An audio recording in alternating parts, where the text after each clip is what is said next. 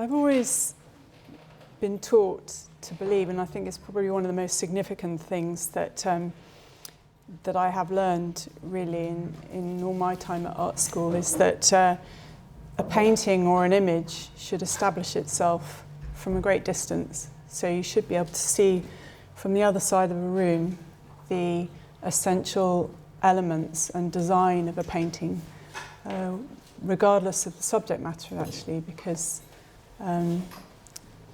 all painting, whether it's figurative or non-figurative, the language is abstraction. So all painting is abstract. And that doesn't mean to say that things can't be complicated, but the complexities need to be within an overall scheme that can be appreciated and perceived immediately. So really, these are the kind of values that were kind of instilled in me right at the beginning. As Melissa said, I was lucky enough to study at the Royal Academy of Arts in the very early 90s. It's very different now. I was there earlier today and I hardly recognise the place. This is a study of the life room, and I found that at the end of the day, when the model had gone home, the room, which was so historic, and Constable and Turner had sat there and drawn, it was sort of had a very powerful atmosphere. And also through the window you could see they had a cast of the Laocoon, I don't know how you pronounce that, but so that was a study that I did, and then this is a painting that I did from it. And I've always found that it's quite interesting to try and make the atmosphere as intense as possible, and that even objects can have a sort of slightly anthropomorphic quality to them. And so that chair, the chair implies a sort of human presence without there necessarily being a figure there. It even has a sort of a face.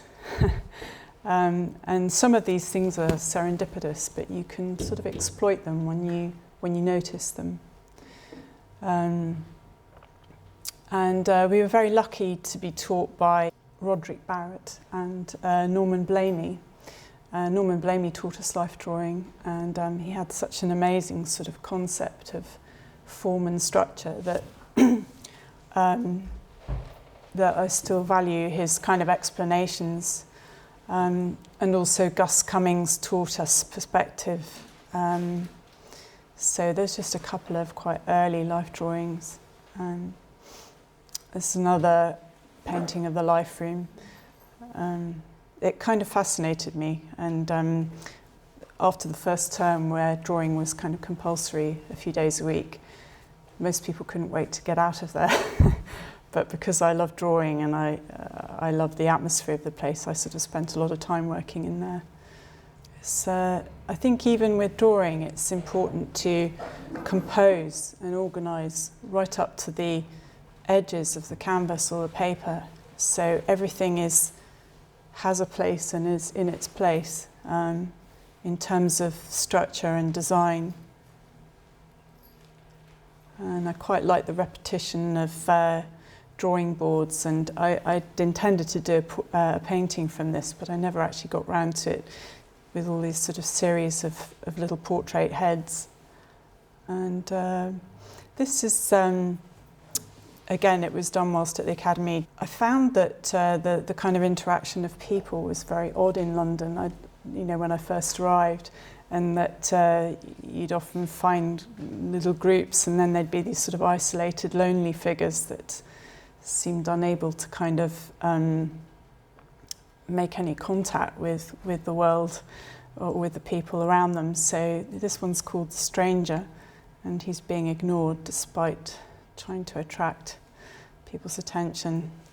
But he seemed best placed against the kind of lightest element in the painting. Again, to give it as much expression as possible. And my husband is the painter Said Dai, who some of you may know. He's Persian by birth, but he has a sort of almost Florentine head. And So this is quite an old painting, but just very simple. He's got masses, or he had masses of black hair, and I didn't quite know what to do with it all. So in the end, I cut the painting right down. The best thing was to just focus in on his face, put that little bit of light on the collar. We lived in Greenwich, and I used to walk past Canary Wharf, and it struck me as being so dramatic, especially against this almost El Greco type sky. I looked at the view of Toledo by El Greco when I was doing this, and it's almost like a kind of a one-eyed monster breathing fire. So there's always been a sort of a slightly otherworldly or imaginative element, but often rooted in drawing, and I did a lot of drawing and painting from life, but I find I like the interaction, and they sort of help one another.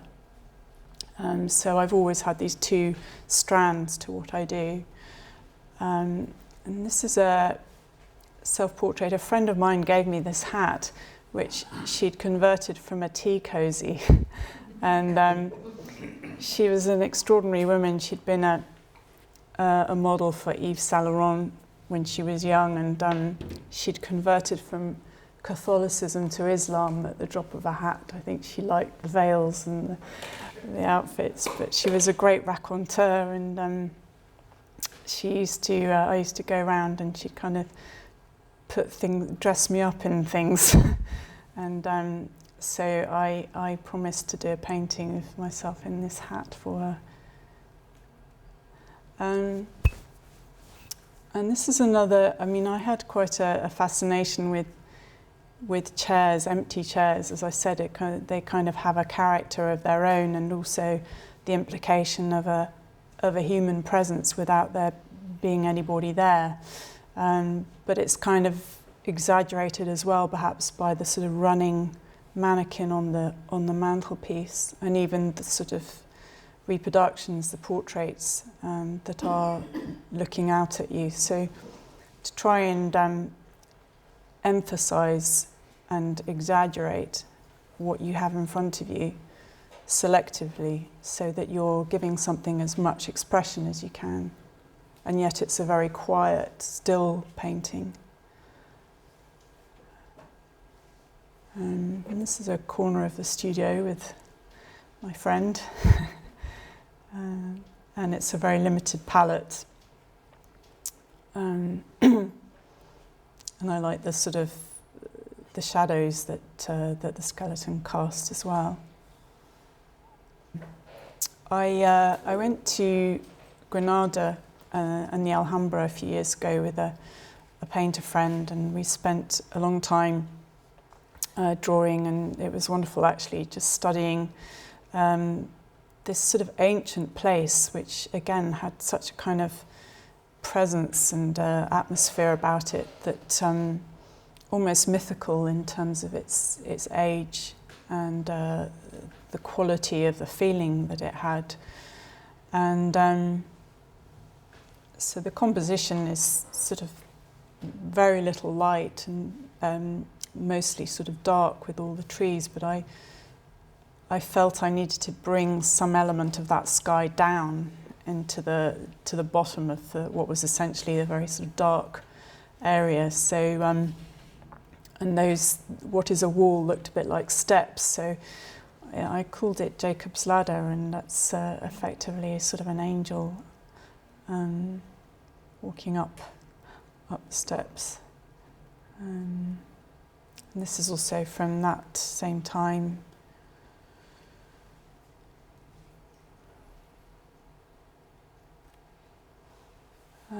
And again, a sort of slightly anthropomorphic quality, so there's almost a face within that archway.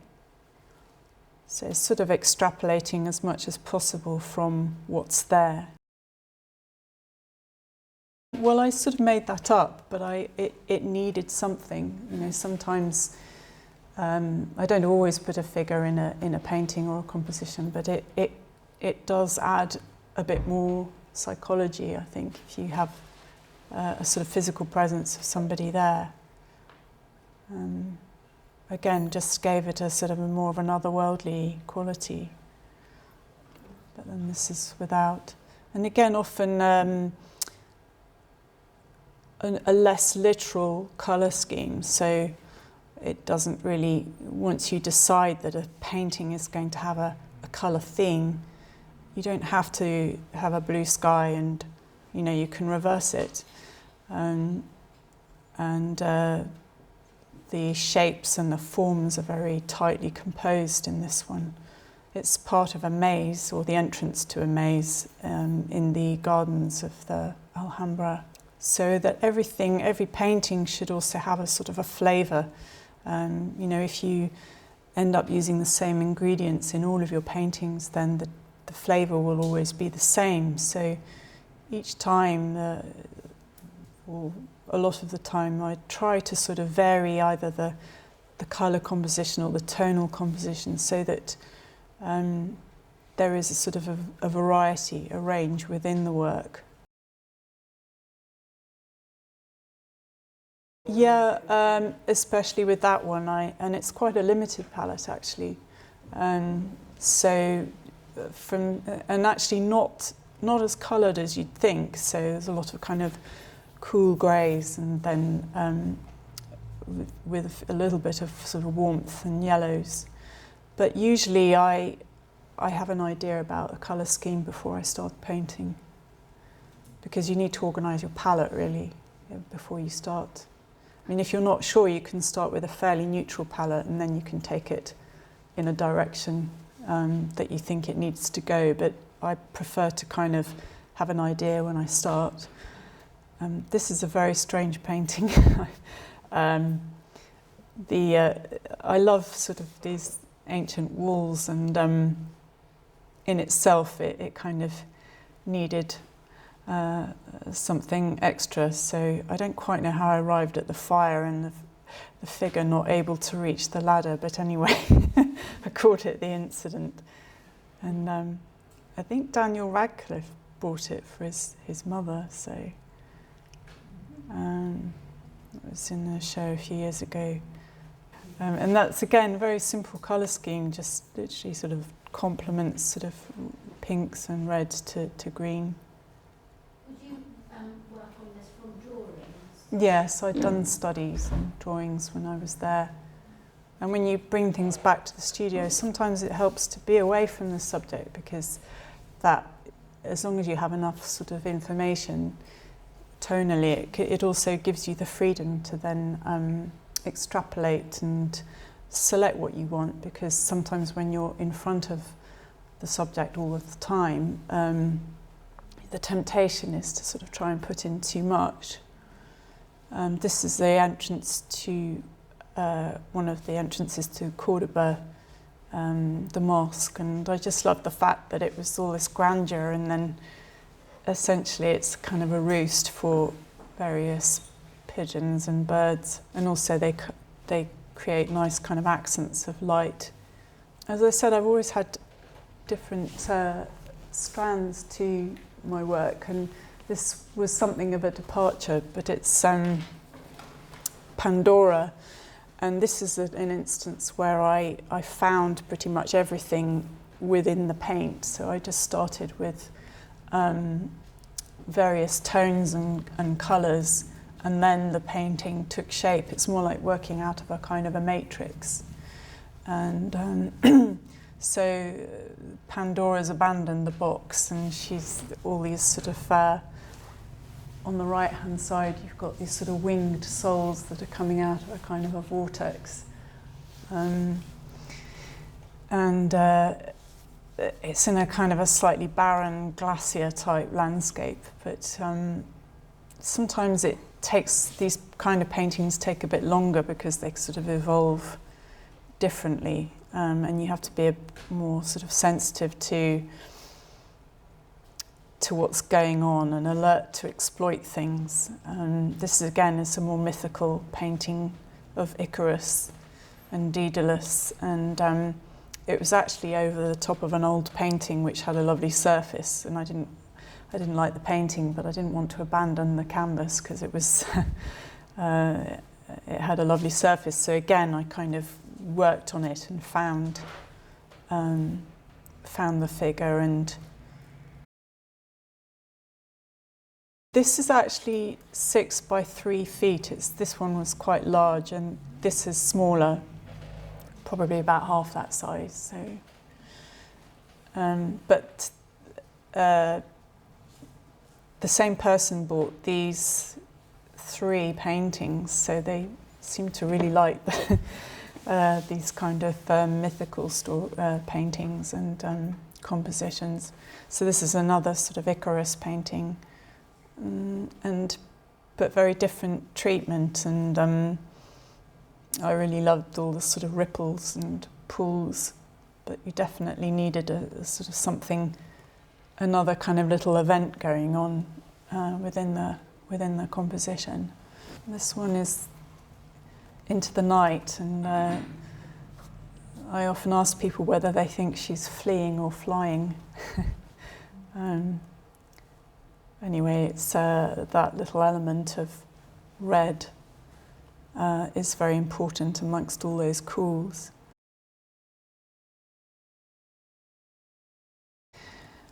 Well, again, it's proportional to the whole canvas. So if she'd been a lot bigger, I mean, partly there's the kind of scale in terms of perspective, but also in terms of how much you want the balance of colours to be. So to make her more important, oddly enough, she almost needed to be smaller. So within the composition, so the kind of less is more idea.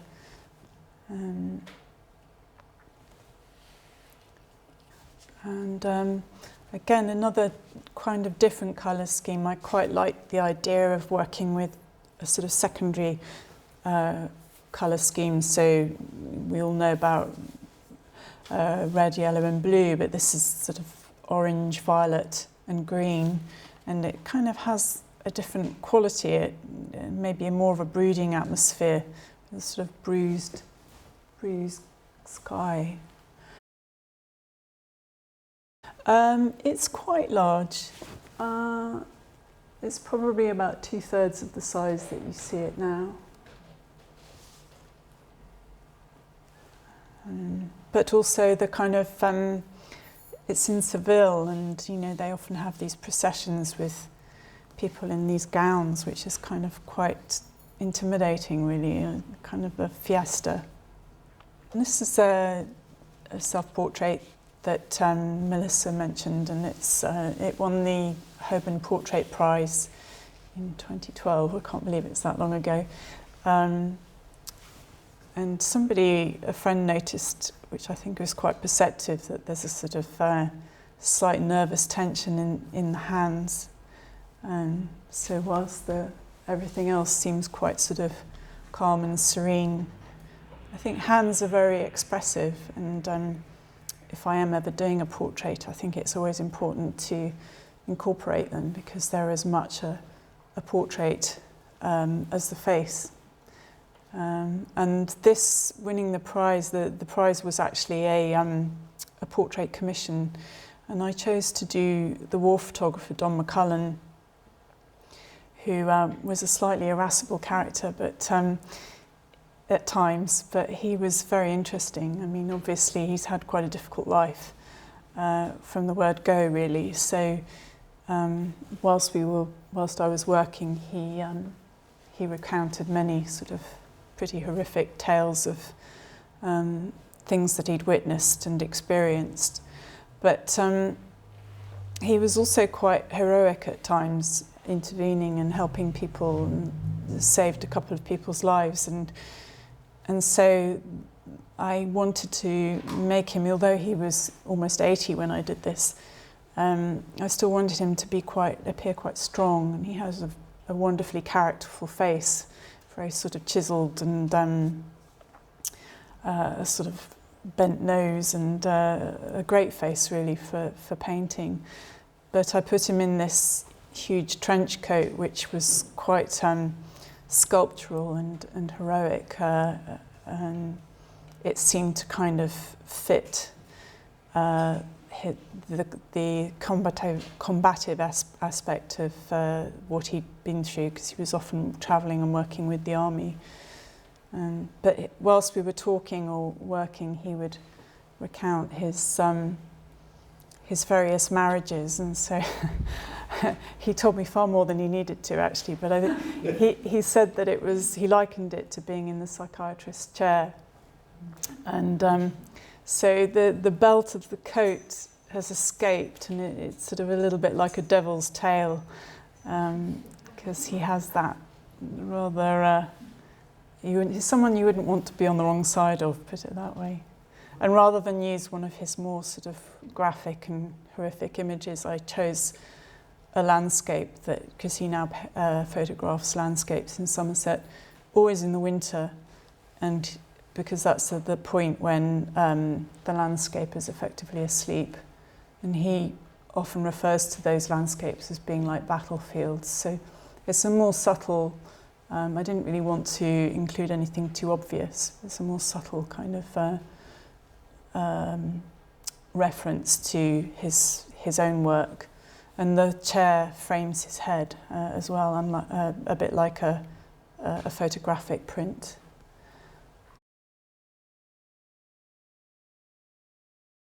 I work from life, actually. I had a mirror, yeah, but I work from life. And I'm left-handed, so I slip my left hand under the right so that it would be easier to paint.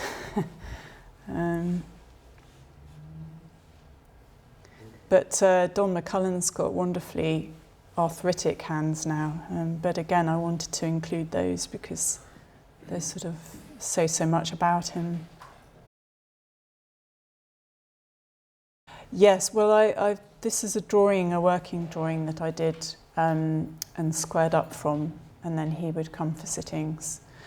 We worked on it sort of over a summer, really, and he was quite generous with his time, actually. I was surprised.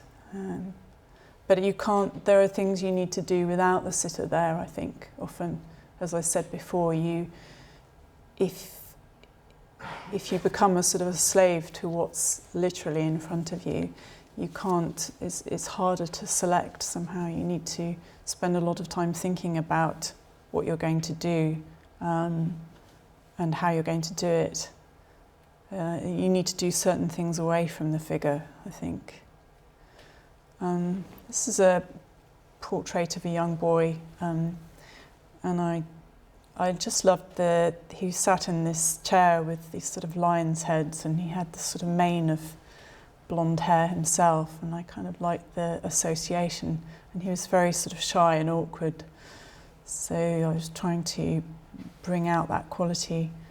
I did a painting of him as well, which it's very hard to use red in paintings, and so it was a kind of an experiment for me, really.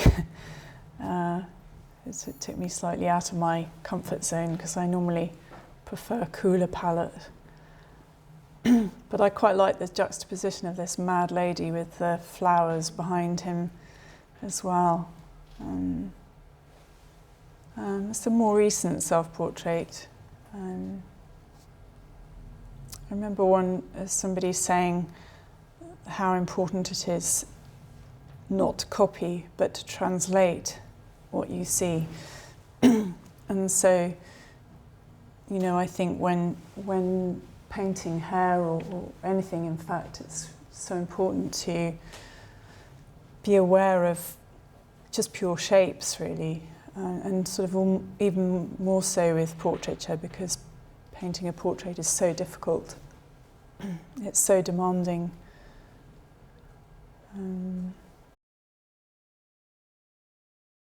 I do use a palette knife quite a lot, yeah. It's quite good at establishing drawing in a painting, because you get a kind of an edge. It stops you from sort of fluffing and fudging things. it's not appropriate all the time, but I think when you're kind of establishing things, it's quite helpful to use a palette knife. And the paintings are quite, the paint is quite thick often as well. I quite like creating nice, a beautiful surface. I think a painting should be a wonderful object as well as an image. And then there's just a few drawings of more portraits, the simplicity of line. And then this chap was sort of quite bristly, a bit like a badger, and he sort of required a more tonal approach, so I wasn't sure. I just wanted to include a sort of selection of different drawings. This is sort of what struck me about this person is the kind of the arabesque, the sort of movement, the rhythms from head to shoulders, and try to bring out the pathos as well and feelings. Everybody has such a different quality and temperament and nuance about them that you're just trying to sort of, when you draw somebody, it's a wonderful opportunity to explore that and what makes people so different. Again, another sort of part imagined, part observed painting called Hide and Seek.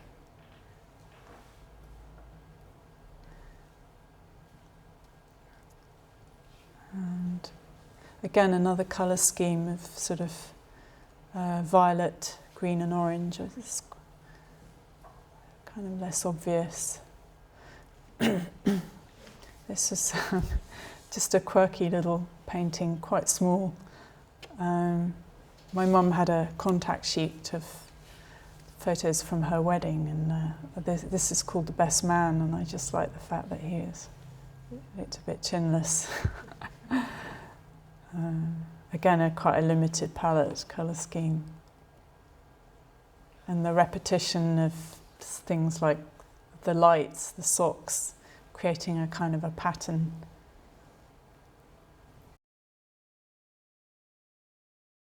Well, I never use white straight out of the tube. I think whites are always coloured, whether they're warm or cool whites. So, although it might not be very easy to see on the screen, they're sort of, they've got blue added or violet added to them.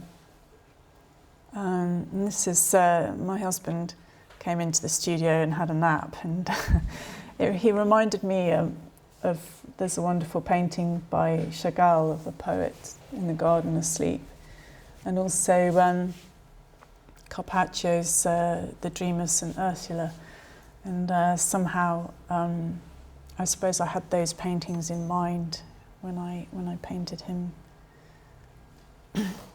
It's called The Letter, and also my self-portrait is above him, sort of watching over him. So there's a tiny little self-portrait in the back of the angle poise. Yeah. Sometimes the simplest things are the most expressive, and I think the beauty of having left London and living in Bath is to have a garden and just being in touch more with nature and the seasons. And so the garden has, certainly in the last 10 years or so, has started to feature a lot in my paintings.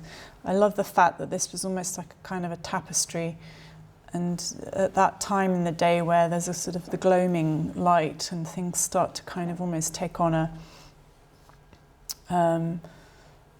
quality of I don't know, iridescence or something. The flowers were sort of became luminous against the backdrop. It looks quite different to what I'm seeing on the screen. And so I've done various drawings of the garden and the house. Studies again for paintings. And also, memento mori type paintings. I did a series of these when my father died, because it was somehow it was a kind of a positive way of remembering him, because he also loved gardens and flowers, and it's even been put into a little black box, which is subliminal, you wouldn't necessarily know, but it's sort of almost similar to like a little coffin. And this one, the palette is basically almost just whites or off-whites. And going back to what you were saying about what whites I use, I mean, there's just very little difference really, just in terms of temperature, to delineate different areas, and it's quite a nice exercise in a way to explore the kind of higher end of the tonal palette. I like I like vertical things, and I don't quite know how I arrived at that, but it was just, it seemed right somehow, and most people would be tempted to sort of put that on its side and do a landscape, but I quite like taking this sort of vertical slice of just a wall in my studio with postcards on it. I think the proportion of the rectangle can have quite a big influence on what you do and the feeling of it. I like the misshapen aspect of quinces. We've got a quince tree, and they're sort of wonderfully, they're almost like figures. They have quite characterful qualities. There's a little winter still life. A friend's cat deposited a little shrew at our feet, and I brought it home and painted it. Again, it's in its own little box. I suppose I've been starting lately to try and incorporate some of the sort of more allegorical qualities of the things I'm interested in, combine that with working from life and from nature. It's called The Artist's Garden. It's not a self-portrait as such, it's just I have to use myself as a model quite a lot of the time, because I don't have access to anyone else at the moment. And this, I called it Persephone, and the story of Persephone is that she was dragged to the underworld by Hades, and her mother pleaded for her release. This is how the ancient Greeks, explained the 4 seasons, and so she was allowed to come back up to earth for 6 months of the year. So spring and summer are when Persephone is around, and then autumn and winter is when she's underground. And her name in ancient Greek means death, and so there's little elements like the skull at the bottom by her foot. She was also meant to have been carried off in a kind of a gust of wind, so there's a kind of a sense of that just about to happen. And just a view through a window. Just wondered whether I could make something of it. I think it was just a group of women having a bit of a party, but again using sort of the lights to try and travel, move your eye through the canvas.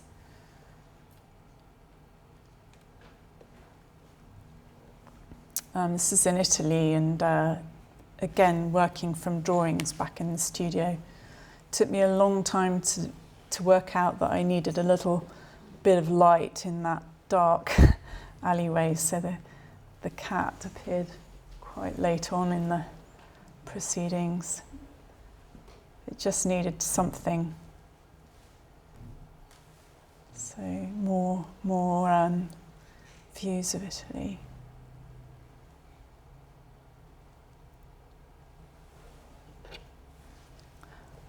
We were staying in a sort of ancient fortified small town, and it had this wonderful old walls and this tower and the entrance to the town.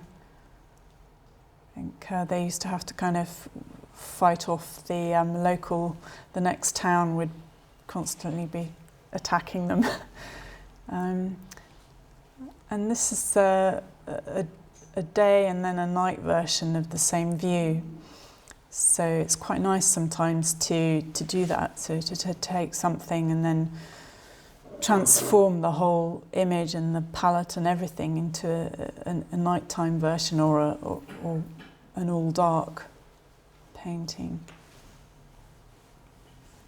I just loved all these sort of different layers of these old buildings, multiple levels, and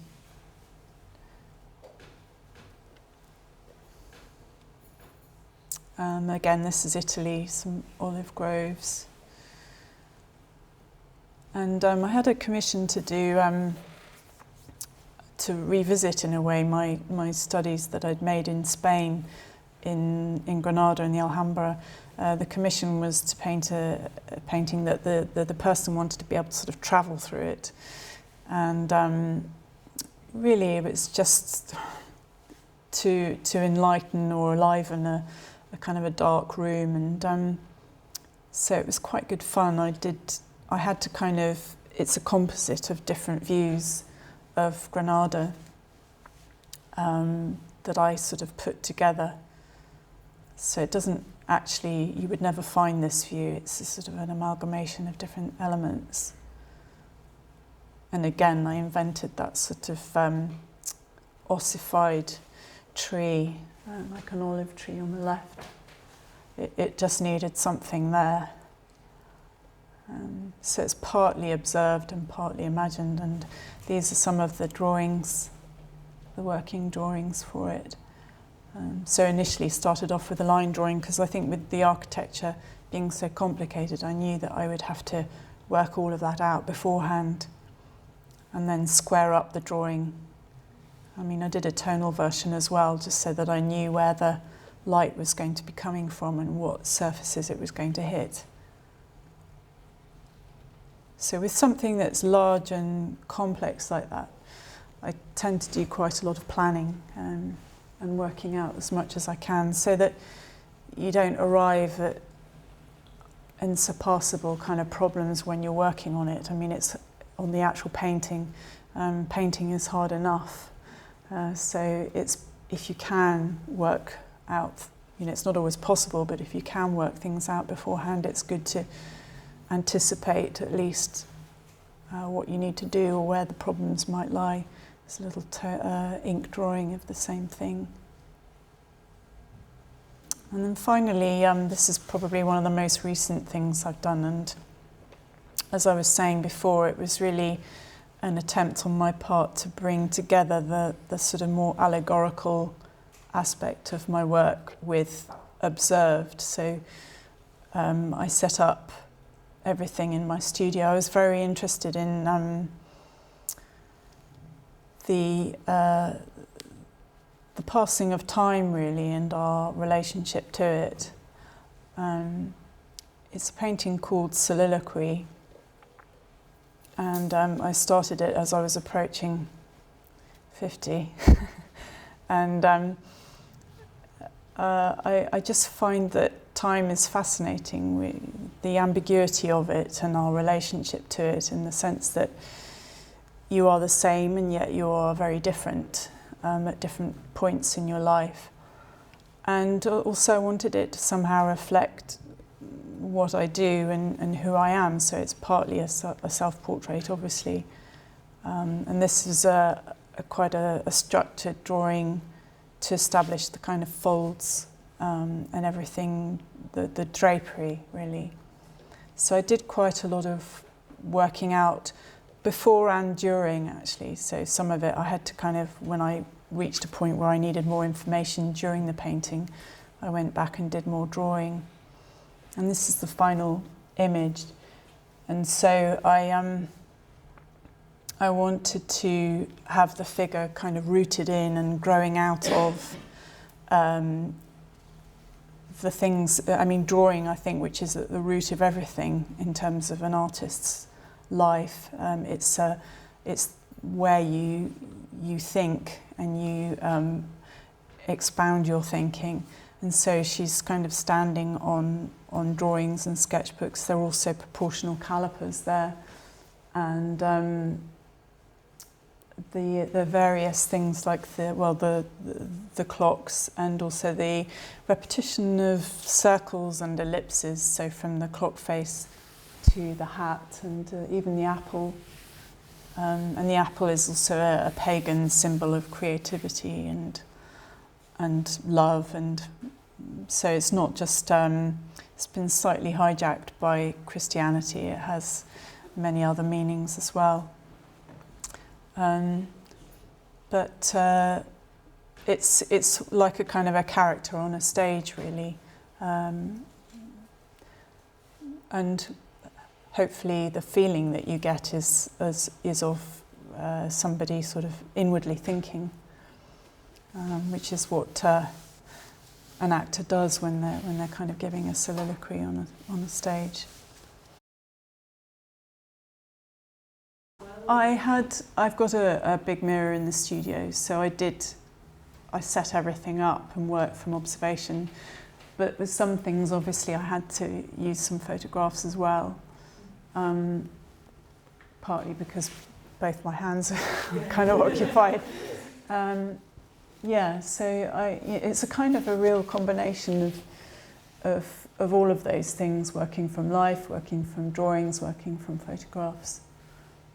And as I said before, I think it's good to also get away from all of that and think about what the painting actually needs. So you almost have to kind of see possibilities and exploit possibilities as you're working. So even though you might do a lot of working out before you start painting, it's not fixed. You know, the painting still evolves as it has to, really. And you still have to be able to make changes and change your mind about things.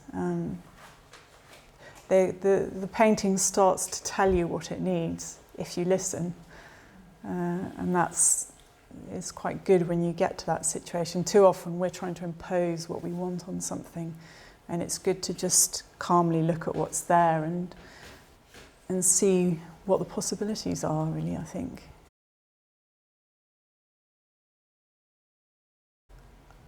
Well, I think, as I said, I've always had those two interests, and that makes you quite hard to categorise in many ways. So certainly with galleries, they don't quite know what to make of me. Well, galleries either want to push you one way or the other, you know, the objective way.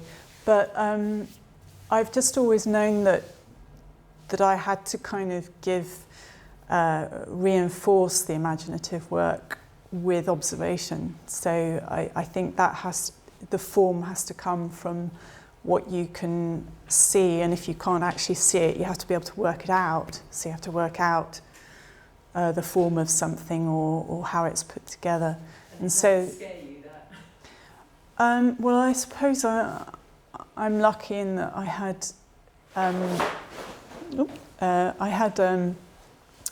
a good foundation course that was grounded very much in drawing and working from observation, and the Royal Academy was like that too, in that the sense was that you really could sort of work out and study something. So, and I've always done a lot of drawings. I think if you get into trouble, go back to drawing, because it's the way, as I was explaining with the reason why the figure is kind of standing on, rooted in and growing out of drawings, is because that's really, a drawing is how an artist thinks, and it's the core of everything, to be honest, if the truth be told. I think the wider public and galleries don't always appreciate the value of drawings. I mean, I think the other thing is that people often perceive drawing as just being merely a skill, whereas actually it's the means by which you explore ideas, and without that exploration, without being able to organise your thinking, you're mute, you can't communicate. And so I do always, if I'm in trouble and I I don't quite know what to do with the painting, I usually go back to drawing. It really does get you out of a hole if you're stuck.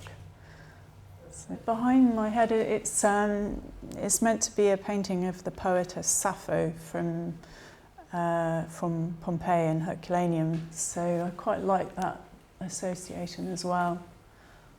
You know, sort of feminine creativity, I suppose.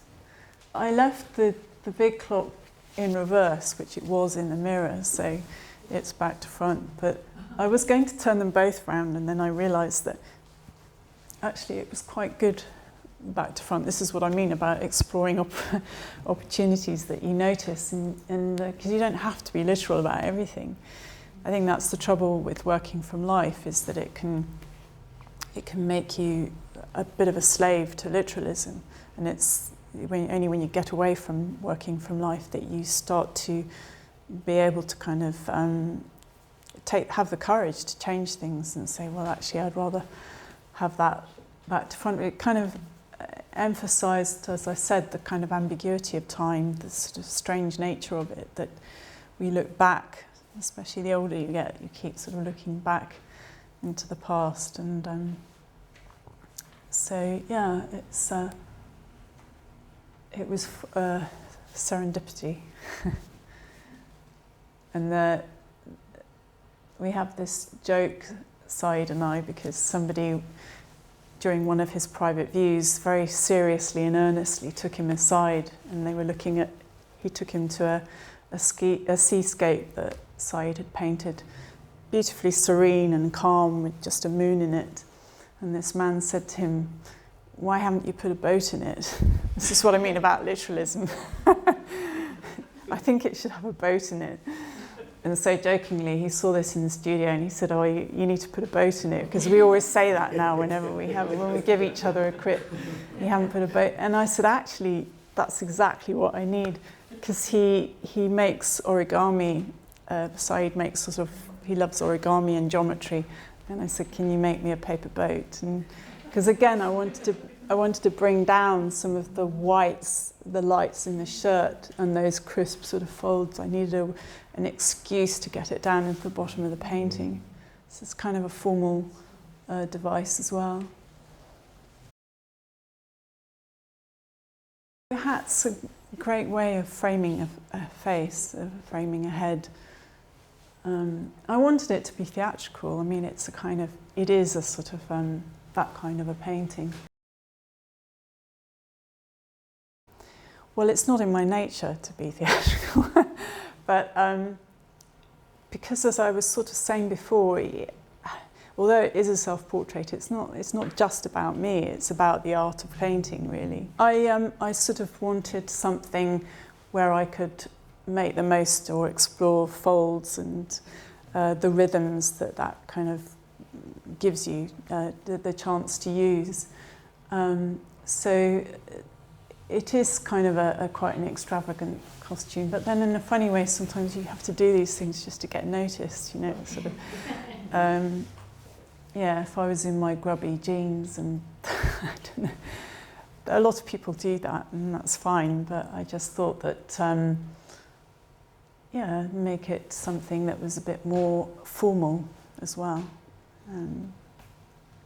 It helps to give it more structure. And the most difficult thing actually to paint in that was to work out the stripes in that dress. I spent more time on that than anything, because of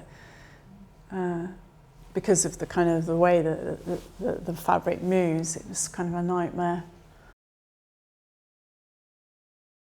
I usually try to have a few things on the go at once, because paintings need to rest and you need time to think about them and just absorb and listen in a funny way as to what needs to be done.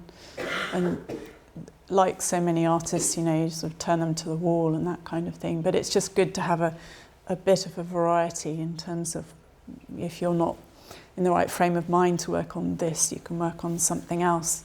So there's always something in the studio that can kind of grab your attention. I sometimes do.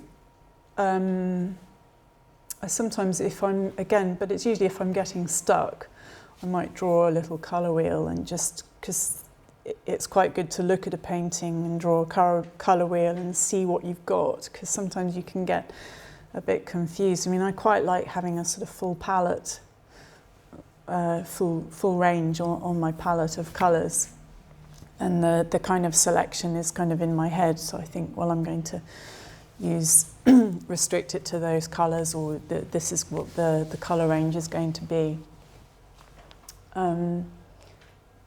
But yeah, I mean, you know, it's not always like that. Sometimes you sort of just add something that might be a bit more unexpected, or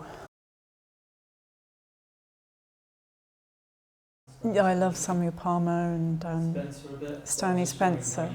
I think temperamentally, I love those two artists. I also I love Gwen John. There's a wonderful but not very well known artist called Winifred Knights, who was the interwar period. And there was a wonderful exhibition of hers at Dulwich a couple of years ago. So, but also I look at everything really. So there are various contemporary artists like Susan Lichtman and Zoe Frank. Susan Lichtman,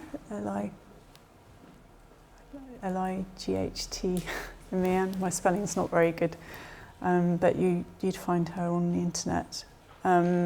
She's very good at using a very limited palette, and somehow, I mean, much more so than me, and yet her paintings have quite a big impact because of that. And there's another artist called Anne Gale, who's very good, usually nudes and portraits, but very, very painterly. But I look at everything really, from textiles and ceramics, and you kind of draw inspiration wherever you find it, and it can come from anywhere actually. So it's not I don't just look at paintings. So.